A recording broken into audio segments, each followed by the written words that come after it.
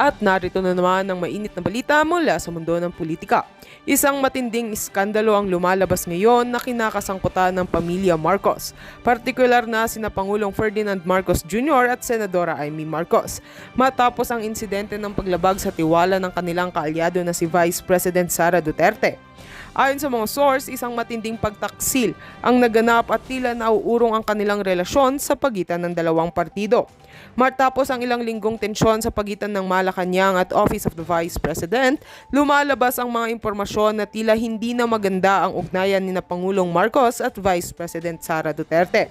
Ayon sa mga insider, may mga lihim na pagpupulong na naganap kung saan hindi na itago ng mga Marcos ang kanilang mga plano na ikompromiso ang mga proyekto ni VP Sara at ang mga desisyon ng kanyang opisina. Ayon kay Senadora Amy Marcos, hindi rin umano nila inaasahan ang mga hakbang ni Vice President Sara Duterte na sa simula ay tapat na katuwang ng Administrasyong Marcos. Subalit, may mga pahayag na ipinapakita na si VP Sara ay nagtakda ng mga hakbang na hindi pabor sa mga proyekto ng pamilya Marcos, kaya't hindi rin maiwasan ang tensyon sa pagitan ng kanilang mga grupo. Ayon sa political analyst, makikita natin dito ang isang malupit na halimbawa ng political na betrayal. Ang pangyayari ay isang indikasyon na kahit sa mga pinakamalalapit na alyado sa politika, hindi rin ligtas sa pagkakaroon ng hidwaan. Ang mga galit na ito ay tiyak na magkakaroon ng epekto hindi lamang sa personal na relasyon ni PBBM at VP Sara, kundi pati na rin sa kanilang mga taga-suporta. Samantala, nagbigay naman ng pahayag si VP Sara Duterte na nagpapakita ng pagkadismaya sa mga nangyaring pagsasalungatan. Wala akong ibang nais kundi ang maglingkod sa bayan ng tapat at ito ay isang pagsubok na matututunan ko kung paano makabawi mula sa mga pagsubok na ito, ani ni VP Sara. Hanggang ngayon, wala pang formal na pahayag mula kay Pangulong Marcos at Senadora Amy Marcos hinggil sa isyong ito. Ngunit tiyak na patuloy na magiging mainit ang isyong ito sa mga susunod na araw. Patuloy ang ating pagmamatsyag sa mga susunod na developments.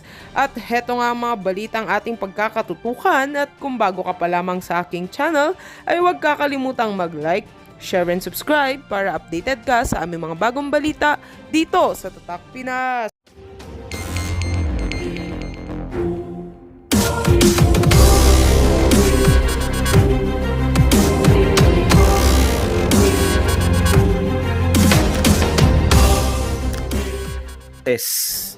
Wala pong, hindi pong isang tao, hindi po dalawa, lahat sila lantad. Nananalaytay dyan sa pamilya na yan, sa dugo ng pamilya na yan, yung katraydoran. Yan po, mapa, babae, magkapatid, di nyo na mauto si Sara Duterte. Okay, eto po, hindi po umubra yung script, no? Hindi po umubra yung script ni Risa Hontiveros. 100 times po siyang pinahiya ni BP Sara. No, yung mga script nila noon, pinapaniwala nila yung sarili nila sa BP Sara, walang alam si BP Sara, ipapasa lang yung sagot. Hindi umubra yan. Yung scripted na mga atake mo. Yan po ang mga pag-uusapan natin. Pero bago yan, kung bago ka pa lang dito sa ating channel, mag-subscribe ka na. Dahil ito lang ang tanging channel na may kinikilingan, may pinapanigan, una sa balita, una rin sa pagsusuri.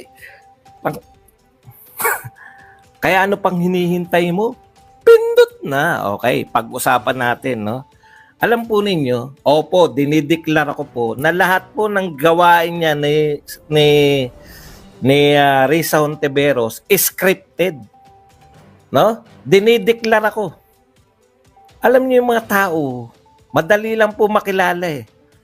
Ito po, pasensya na po kayo kung magyayabang tayo ng konti, no?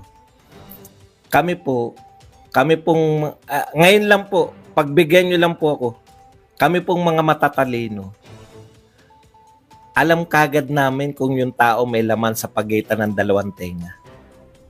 Ang patunay po na kayo ay matalino po. Yung tingin nyo pa lang sa tao, Hindi po yan nakukuha ng ganda ng tindig nito, matalino to. Hindi po kami nadadaan sa ganun. Kahit na anong itsura mong panlabas, kaya ka namin hubaran once na magsalita ka. Unang tindig pa lang po niya ni Risa Ontiveros, si Leni Robredo. Alam ko na po yan. Walang laman po yung sa pagitan ng dalawang tenga niyan. Alam niyo kung bakit? O eto kay Risa Ontiveros, kalimutan na natin si Leni. Nadadaan lang po niyan sa script. Lahat po yan scripted. Bakit ko po nalaman ngayon? Bakit ko po napatunayan na hindi umubra yung script ni Risa Ontiveros? Alam niyo yung gagawin niya, no? Alam niyo yung gagawin. Ipapahiya niya si BP Sara. Akala niya hindi kayang sagutin ni BP Sara yung mga katanungan niya. Lahat ng posible. Ang pag-aaral po ng script, paano pag ganito ang sinagot? Ito ang banat mo. Paano pag ganito sinagot? Ito banat mo. Na-cover na nila eh. Ang banat ni BP Sara, wala dun sa script nila. Ang banat ni BP Sara, atake. Ang banat ni BP Sara, alam niyo po ang banat ni BP Sara, sa totoo lang, thank you very much muna kay Pam de la Cruz na nagbigay sa atin ng $5. Ang banat ni BP Sara, kontra-atake sa kanya. Ito ay ginagawa mo dahil pinopolitika mo yung budget hearing. Di ba? O tapos may atake pa. Ganyan po yan eh. Kaya po ng matatalinong tao yan na i-disregard kung ano yung tinatanong mo at atakehin kita. Kumbaga, sa debate po, kung sino yung nagdadala ng usapan, no? Kung sino yung may kakayahang magdala ng usapin, yun po ang mananalo sa isang debate. Lahat po yan debate sa mga matatalinong tao, simpleng diskusyon, no? Si BP Sara, nadala niya yung debate sa gusto niyang dalhin. Saan niya dinala? Ang lahat ng mga sinasabi mo ngayon ay pinopolitika mo yung budget, no? O, in-expose niya. Hindi naman tinatanong ni Risa Ontiveros yung mga sinabi niya, no? Yung sinabi ni Risa Ontiveros, in-expose siya ni BP Sara. Bakit ko nasabi na pinopolitika to? Eto, sinabi mo to. Noong Akbayan Congress, sinabi mo na hanggat nasa power ang Vice President, anak ni Digong, ay nakakatakot, may chance na bumalik. So, ikinawing, completely ignoring yung tanong ni Risa Ontiveros. Ganun po kahenyo si BP Sara. Ipapakita ko lang po sa inyo kung ano yung ginawa ni BP Sara. Nagtatanong kunwari si Risa Ontiveros para itrap si BP Sara na lahat naman yung proyekto mo na yan, dapat hindi na binabudgetan. Ang script ni Risa Ontiveros, palutangin na redundant. Bakit pa tayo magbabudget kung mayroon na pong ginagawang ganyan? Halimbawa, yung sinasabi mo burial at medical. Meron na pong proyekto niyan yung gobyerno. Bakit ka pa kinakailangan separately budgetan? Ganyan po kabastos. Ganyan po yung script ni Risa Ontiveros. Ganyan niya po ipapahiya sana si BP Sara. Completely ignoring yung argumento ni Ontiveros. Papakita ko lang po sa inyo kung ano yung naganap kanina. Bakit napahiya ng 100 times si Ontiveros. Completely ignoring yung kanyang argument. Ang gusto niya pumasok si BP Sara dun sa trap eh. Lahat ng sagot ni BP Sara scripted na yan. May pambanat si Ontiveros. Matagal niya nang inaral yan. Pero lumabas si BP Sara dun sa argument niya. Ang sinabi niya, pinopolitika mo lang yung budget eh. Katunayan, ito yung sinabi mo sa Akbayan. Ang gusto mo, mawalan ako ng budget kasi pag may budget ako, babango ako sa tao, naglilingkod, 'di ba? Kulang pa nga yung sinabi ni BP Sara eh. Kung ako nga yun eh. Ano ba ang mali sa mga paggasta ko? Wala namang maganda po ang napatunayan doon. No? Hindi po nila naatake si BP Sara na may kapalpakan sa paggastos. Ang atake po, o kasi kung meron yan, naaral nila yan. At yan ang atakein. Nagbayad kayo ng ganito sa ganito. Bakit ganun? Ang mahal parang ganun, di ba? Pero ito po, ang ginawa po ni Ontiveros, dapat hindi ka pondohan. Usually, sa budget hearing, ganito po nangyayari. Hindi maayos. Ang conclusion dapat, sa isang ahensya, hindi maayos yung paggastos mo. Dapat hindi ka nabigyan ng ganyang kalaking budget sa susunod. Yun yung mga sa budget hearing karaniwan eh. Kung gusto mong ipahiya yung tao na isinalang nyo sa budget hearing, titirahin mo yan sa paraan ng paggastos niya doon sa budget niya noong nakaraan. Meron na. Sasabihin ngayon, no? Sasabihin ngayon ng mapapahiya mo siya kasi hindi ka naman maayos. Hindi naman maayos yung paggastos mo ng pera. Bakit ka namin bibigyan? Hindi kayang palabasin yun ni Ontiveros. Kaya ang ginawa niyang atake ganito. Yung mga project mo ba, doble-doble na yan eh. May project na yung gobyerno eh. Kaya dapat ka nang tanggalan. Kung mapapahiya niya si BP Sara, hindi naman pumasok dun eh. Alam na ni BP Sara yan eh. Kabisado na yung utak mo eh. Simple ka lang eh. Simple lang naman yung utak mo eh. Okay. So gumawa ng bagong argumento si BP Sara na hindi na siya yung natrap at lumabas yung tunay na ugali. Ano yung argumento ni BP Sara? Ang argumento ni BP Sara, kaya mo tinututulan yung budget ko kasi pinupolitika mo. Bakit mo pinupolitika? Takot ka na yung pag binadgetan pa ako, lalo akong sisikat.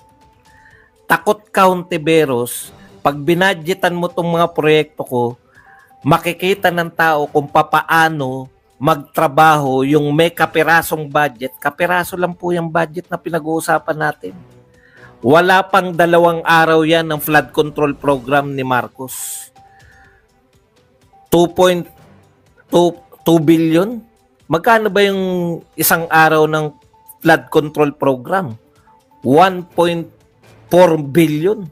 2 araw lang yan sa flood control program. Kasi natatakot kang budgetan hindi dahil sa magnanakaw si BP Sara. In-expose siya ni BP Sara na kaya ka natatakot budgetan ako kasi makikita ng tao na nagtatrabaho ko. Kasi nakikita ng tao na yung perang binigay nyo sa akin ay binabalik ko sa kanila. Kasi makikita ng tao na tapat kaming maglingkod. Kasi nakikita ng tao na kahit maliit lang ang budget ko, mas marami akong naitutulong dahil hindi ko binubulsa. Takot ka dahil mananalo ako sa 2028. Takot ka, pinupolitika mo, ayaw mo kong budgetan para sa ganun, maantala ang aking pagkapanalo. Doon dinala ni BP Sara yung argumento. Kaya lumabas po. Ano yung lumabas? Ha? Sabi, I don't like the attitude. Wala kaming pakialam sa attitude. Ikaw nga yung gusto mong ipahiya eh. Talking about attitude. Ha? Malumanay ka lang magsalita. Pero gusto mong ipahiya si BP Sara, ang Vice President ng Pilipinas. Ikaw pa nagsabi ng attitude. Pero ang pinakamalupit sa lahat ng expose, sinampal siya sa muka. Never naisip ng scriptwriter ni Risa Ontiveros, never nilang maiisip na si BP Sara ay isasampal sa pagmumukha niya yung panggagamit niya sa mga Duterte. Yung nakiusap siya dahil pangatlong beses na siyang matatalo. No? Nakiusap siya ng karagdagang boto. Nakiusap siya. Ngayon, pinapahamak mo, Risa Ontiveros. Yung chikibam. Bakit? Na-expose na kayo eh. Lahat ng pakikiusapan mo ngayon na mga mayor, na mga governor, no? Lahat ng kinakausap mo ngayon para suportahan yung chikibam. Ha? Nag-iisip na yan, puta malupit pala to. Tulungan mo na. Ako nagsulisit No? nito. Kahit tulungan mo tong Never Rizal po ako Tiveros, nagsulisit. tablado Never ka pag ko po nahawakan ng pera. chikibam na. Gusto lang nilang tumulong. At sila po ay nag-aalok ng pera sa mga magbibigay ng paraan upang mahuli si Pastor Kibuloy. Hanggang ngayon po, wala pa hong nabibigay ni singkong pera sa mga nahuli, maski na kay Canada. Tatanungin niyo po kung bakit. Siguro po natakot dahil nag-offer ng 20 million reward ang KOJC. No? On record po iyan, maski tanungin niyo po ang lahat. No? Inuulit ko, wala po akong natanggap, never ako nagsulisit po rito, at ito'y lamang pagtulong para mahuli si Pastor Kibuloy. Ngayon, sasariwain ko lang at ano ba legalidad nitong pagbibigay ng award. Alam nyo, ito'y parang pagtulong eh. In fact, may nakita kong isang clip na kung saan ang mismong, hindi ko po alam kung siya ay abogado ng Kingdom of Jesus Christ, no? Nakikita kong kasama po niya, na siya mismo nagsasabi ay ito'y legal dahil ginawa niya po. Baka pwedeng i-play ko po yung tape ni Attorney Topacio. Paki-play lang.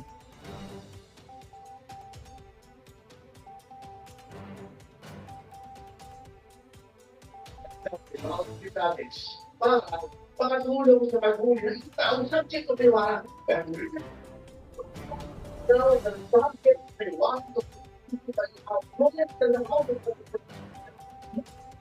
Okay. So, iyan po ay isang insidente na kung saan mismo ang isang abogado na nakikita kong kasama ng Kingdom of Jesus Christ, siya mismo ang nagbibigay ng reward, no? Mismo sa gobyerno. Mismo sa gobyerno. Siya po mismo yan. Ngayon, ayon nga sa batas, ito'y klinaro ko na po. Ang tanong dito sa mga nakikinig natin, kasi narinig ko yung mga nag-aano kanina tungkol sa pulis eh. Sana naman sa mga kababayan natin, let us place the things in its proper narrative. Ilagay natin sa tama. Ano yung tama? Kami po ay ginagawa na namin ang trabaho namin. DILG po ako, sinusupervise ko po ang kapulisan. Ang pulis po, nananahimik yan. Pero kailangan gawin nila ang trabaho nila, ang mag-serve ng warrant of arrest. Ano ba sinaserve nila rito? 3 bagay po. Number 1, ito po ay galing mismo sa Davao Court, Branch 12 at sa Pasig RTC Branch 159. Sa mga nakikinig po, kung ikaw ay magkakaso, kunyari kaming dalawa ni Attorney Bascuna, Abalos versus Bascuna. Maghihiring kami sa piskalya. At kung matalo si Bascuna, ang kalaban niya na ay ang people of the Philippines. Ang kalaban niya na ang mamamayan ng Pilipinas. Yun na po ang nangyari rito. Sa RTC, tapos na po ito, umantong na sa people of the Philippines versus Pastor Kibuloy. At nag-issue ng warrant of arrest for child abuse. No? Ito ay ang sexual na, ito ay pag-aabuso sa mga bata. No? Ng criminal case number RDBO 24-01439 ng Davao Branch. And another warrant for sexual abuse. No? Ito po ay sexual na pagsasamantala. No? Dito rin po sa Davao. At sumunod ay ang Pasig RTC. Nag-issue na rin ng warrant of arrest for trafficking in persons, no? Ito'y qualified trafficking under section 4 and 6, anti-trafficking. No bail po ito. No? No bail po ito. Matindi ito. At bukod dito sa mga warrant na ito, I would also like to point out, meron din itong sa Amerika, may kaso rin ito. Conspiracy to engage in sex trafficking by force, fraud, and coercion. Pakikipagsabuatan upang isagawa ang sex trafficking sa pamamagitan ng presa, panloloko, pamimilit, pati na rin ang money laundering. No? Pero lahat po ito ay alleged. Hindi ko sinasabing guilty si Pastor Kibuloy, hindi po. No, he is deemed to be innocent until his guilt is proven. That is why may proseso tayo rito. Hinahanap siya ngayon para siya ay tumayo sa hukuman at sagutin ang mga akusasyon na ito. Yun lang po ito. At hindi lamang yun, Mr. Chairperson. Meron din tayo ngayon na Senate warrant dito mismo sa Senado na inisyu noong March 19, 2024 ni Senator Risa, ang Committee on Women and Gender Equality. No? Ito po'y dahil yata sa kanyang para dumalo siya sa mga hearing po rito. So tatlo po ito. Sino magsaserve nito? Ang Senado and again, ang kapulisan. Hindi ko ho kilala si Pastor Kibuloy. Ginagalang ko ang kanyang reliyon, ang kanyang pagkatao. Pero sana maunawaan po ninyo, trabaho namin ito. Tandaan natin na ang basihan ng demokrasya ay ang hustisya at ang basihan ng hustisya ay ang batas. At yan ang pinapatupad namin. Kung hindi namin gagawin yan, babaksak ang buong bansa kung tatalikod na lang kami rito. Ngayon, ang tanong dito, bakit namin siya kailangang hanapin? Kasi seryoso. These are very serious allegations. Ang demanda niya. Hayaan kong basahin ko. Dito ang mismo yung testimony ng isang nagreklamo. Ang pangalan niya ay alias Amanda. Babasahin ko lang po, si alias Amanda ay umarap sa Senado sa kanyang testimony noong Enero 23, 2024. At ito po ang sinabi niya. Siya ay isang innocenting 17 years old na taong gulang na dalaga. Isa sa kanya mga tagasunod at estudyante sa KOJC na Jose Maria College. Ito po sinabi niya. Pagtugtong ko ng 17 years old, mas naging masela na ang pinapagawa nila. Tanda ko pa, September 1, 2014, kasi kakatapos na ng tribute program ng KGC. Tutulog na sana ako.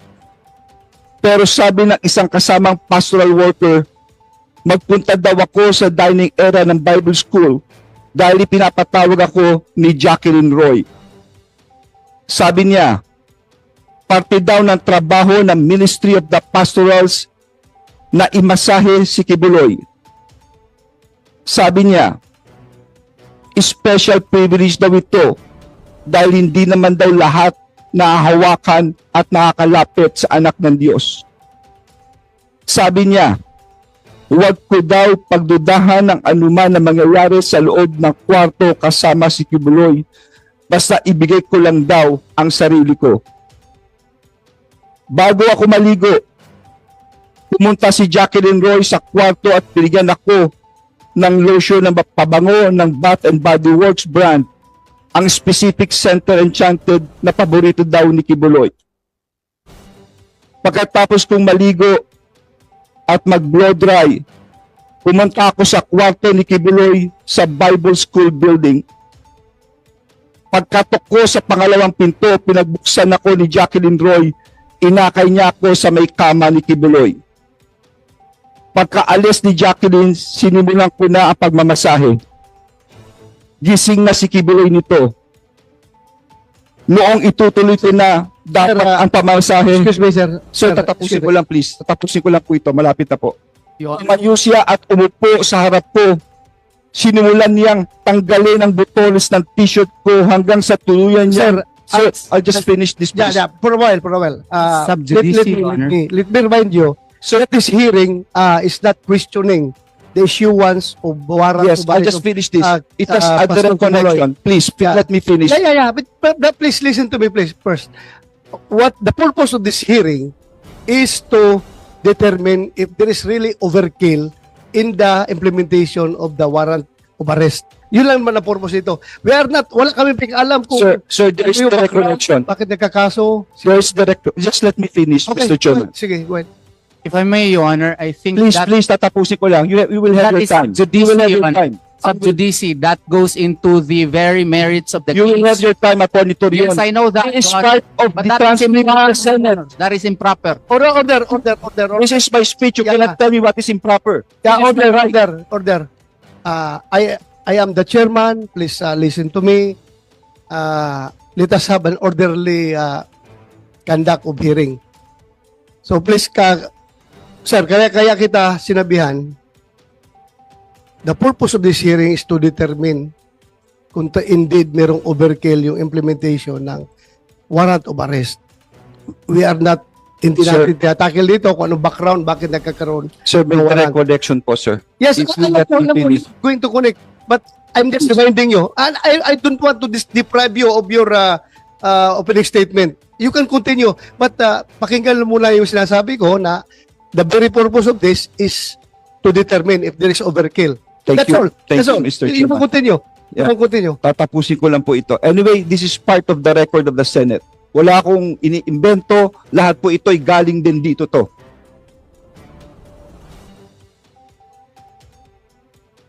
Noong itutuloy na kung na dapat ang pagmamasahe, tumayo siya at umupo sa harap ko.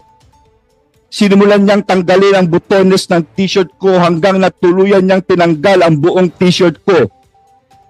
Noong nakahiga na ako, pumaibabaw sa akin si Kibuloy.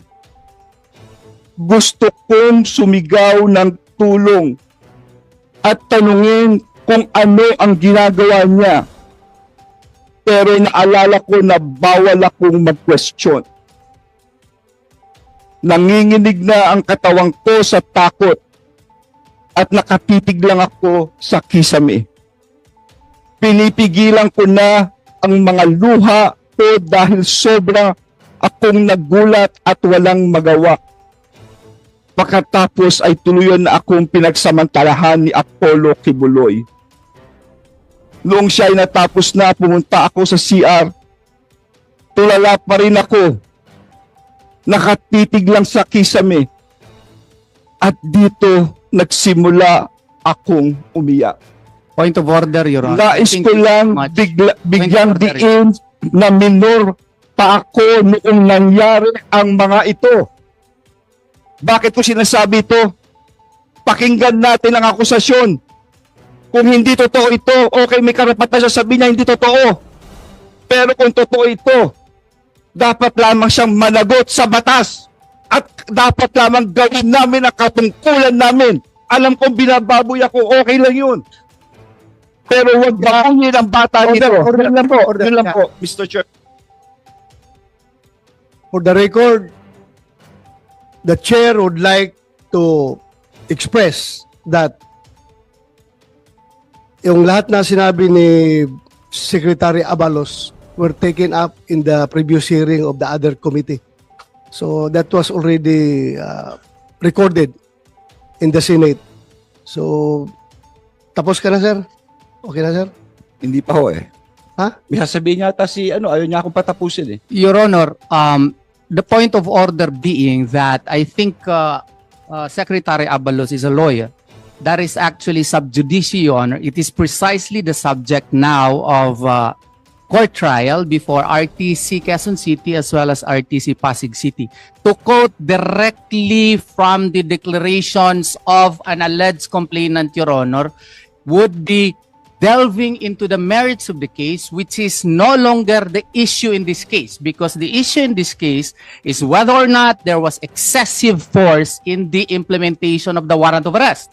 We are not into looking as to whether or not the allegations of one alias Amanda was true or not. That is subject within the jurisdiction of the court, because those cases have already been discussed and dismissed by the City Prosecution's Office of Davao City, and that has been pending before the Department of Justice for 4 years. Well, it was resolved, and our motion for reconsideration now, Your Honor, is still pending before the DOJ, even if warrants of arrest have already been issued against my client. So it would be unfair, Your Honor, to quote direct from the allegations in the affidavits, because that is sub judice, Your Honor. Mr. And Attorney Correct, Abalos knows that. Mr. Chairman, please. Sana nakikinig. Secretary Abalos. The chair rules that this committee is focused on investigating the subject at hand, which is the alleged overkill in the implementation of the warrant of arrest. So please, if I am asking Secretary Abalos if those issues that you are pointing is not connected to the investigation, please refrain from doing so. Mr. Chair? Yes, go ahead. Okay. I'm sorry for my voice. Okay. Sana nakikinig lang, Mr. Chair, si Atty. Torion sa sinabi ko. Hindi ko sinasabing guilty ang kanyang kliyente. Klaro naman ang sinabi ko. He is deemed to be innocent until his guilt is proven. At ito po'y nasa korte ngayon. Kaya nga sinabi ko, mas mabuti sumuko